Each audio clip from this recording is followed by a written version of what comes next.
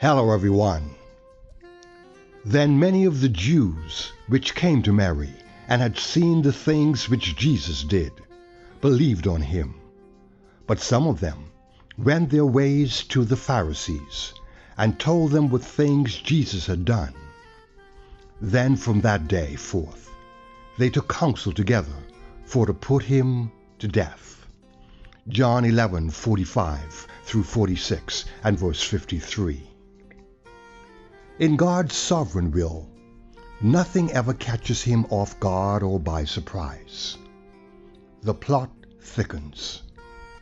The closer Christ got to his appointment at Calvary, the more evil escalated.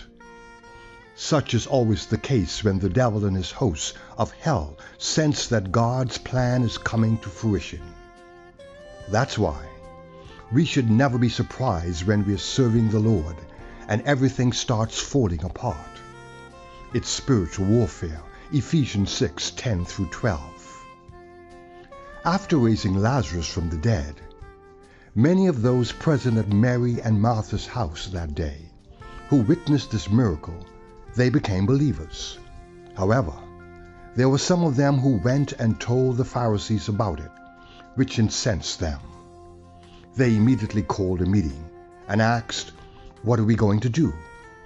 It's clear this man has done many miracles, and if we leave him alone, all men will believe on him, and the Romans will come and take away both our places and nation." John 11:47 through 48. But wily old Caiaphas, the high priest, had also given much thought to this, and had concocted a plan, so that from that day forward they took counsel together to put him to death. That's one reason that Jesus no longer openly walked among the Jews. Instead, he went into a city called Ephraim, and there continued with his disciples, not because he was afraid, but because his time had not yet come. John 2, verse 4. We should always remember that nothing, absolutely nothing, happens apart from God's directive or permissive will.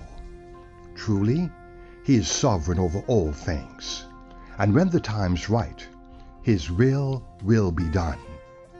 That's why Jesus told Pilate, "You could have no power at all against me, except it were given to you from above." John 19:11. And it was his resting in the Father's will that enabled him to say, "It is finished," from the cross when his mission was complete. Therefore, friends, we should not fear, fret, or fume over all that's happening in the world today. Jesus has already told us, "In this world you will have tribulation, but be of good cheer. I have overcome the world." Yes, just as it was in the days of Noah, so shall it be in the days preceding the coming of the Son of Man. Genesis 6:5.